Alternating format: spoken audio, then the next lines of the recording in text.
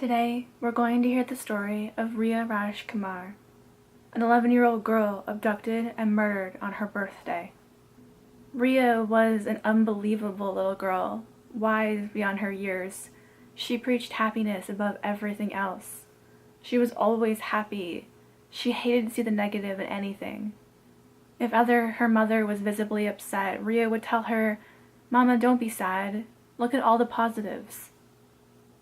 Riya had big dreams in her life. She wanted to grow up and become a doctor. She wanted to drive an expensive car like a Lamborghini and live in a big mansion. She loved her family and her friends. She was a family girl at heart. Riya was kind of a girly girl. She liked dressing up in fancy clothes, getting her hair done, getting her hair curled, putting makeup on. Riya loved to perform. She loved to sing and dance, especially to her absolute favorite artist, Drake.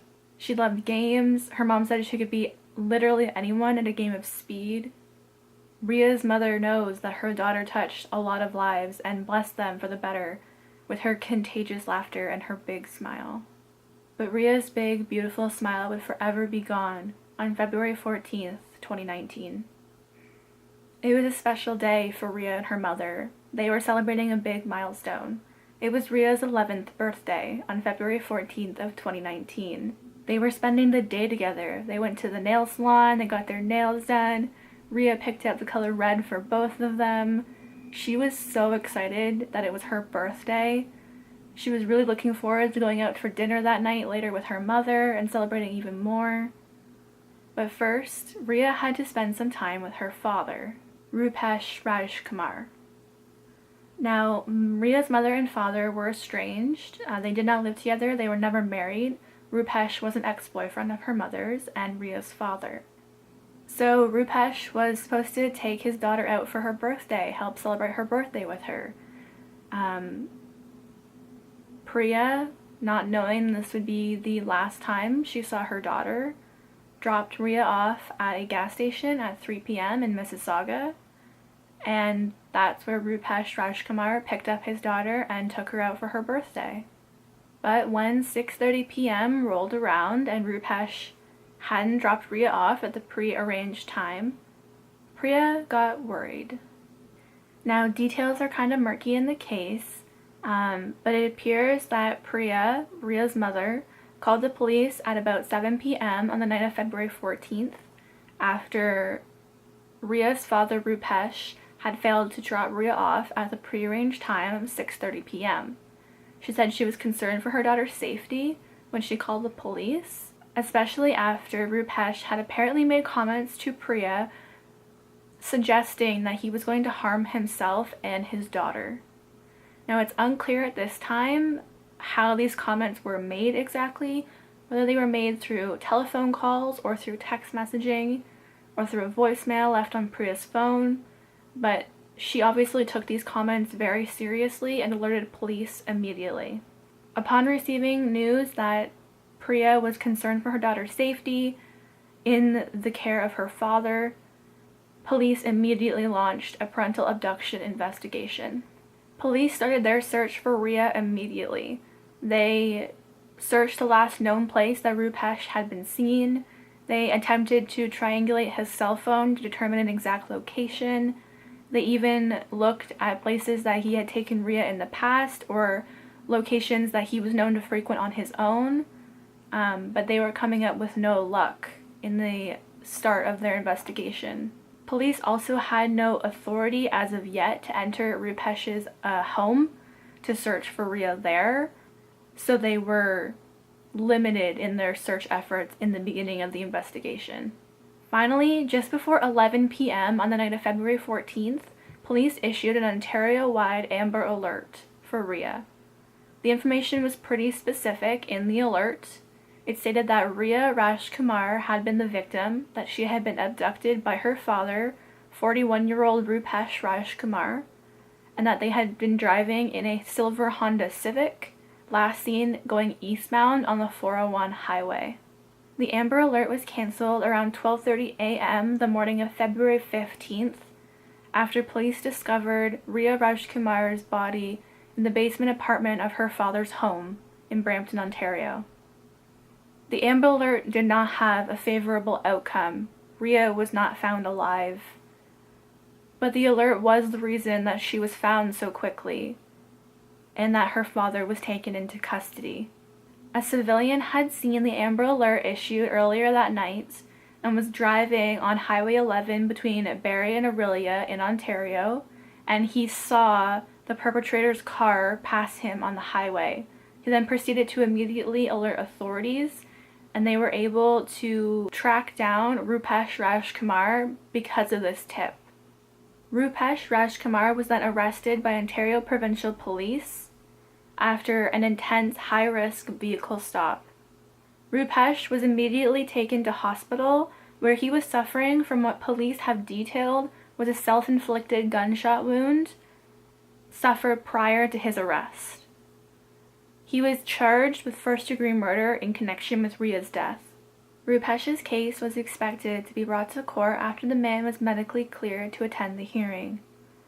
But unfortunately, Rupesh Rajkumar died of his injuries in hospital the night of February 20th, the same day that Riya was laid to rest. At the home where Riya's body was discovered lay a shrine in her honor.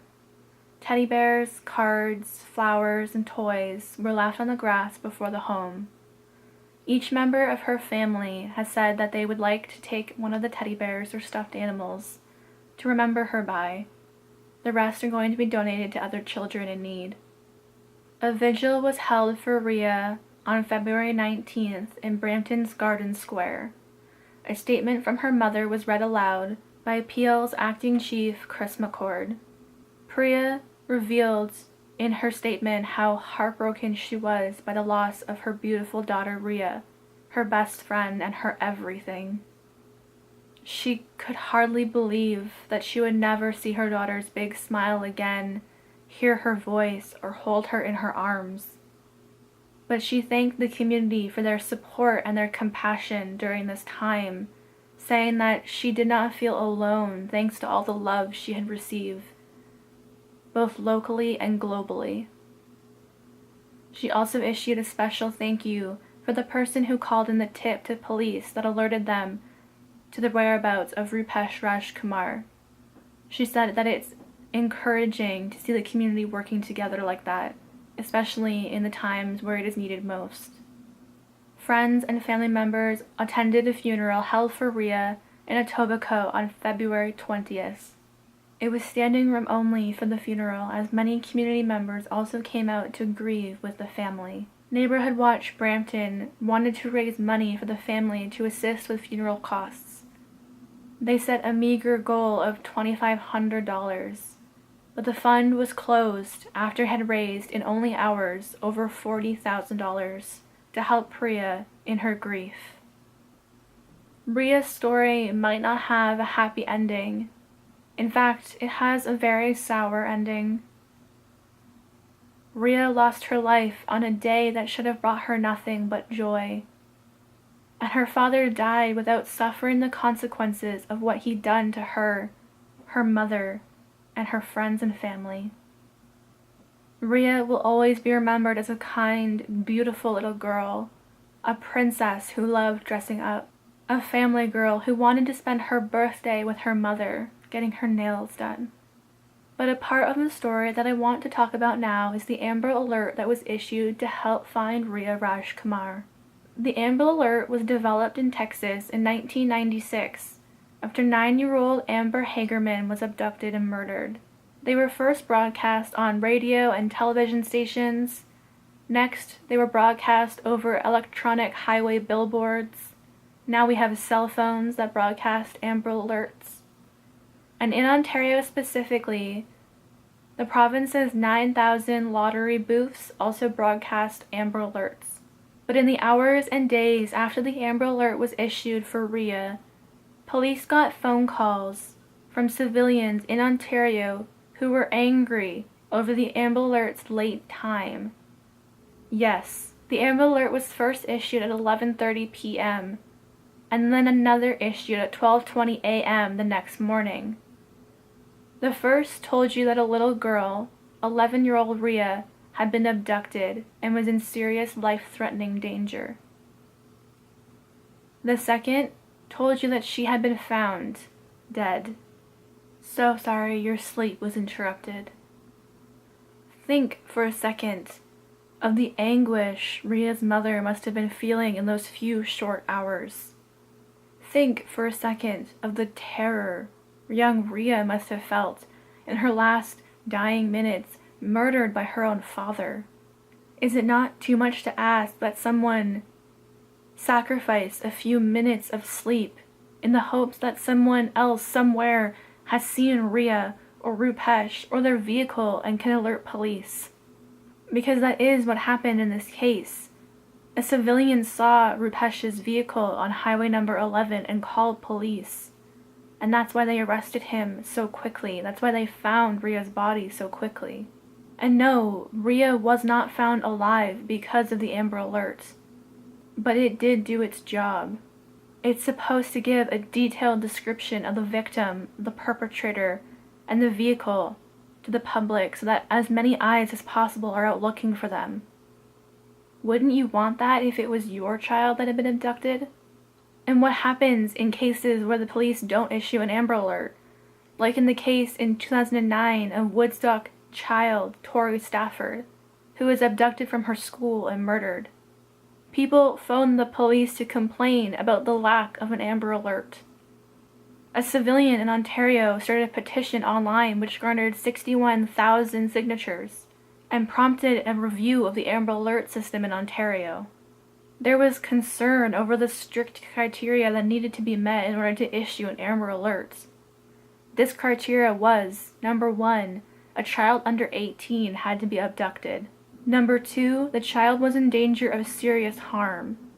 And number 3, there was enough description over the child or the abductor for the public to be of help. Due to this review, Ontario Provincial Police have changed these rules into guidelines.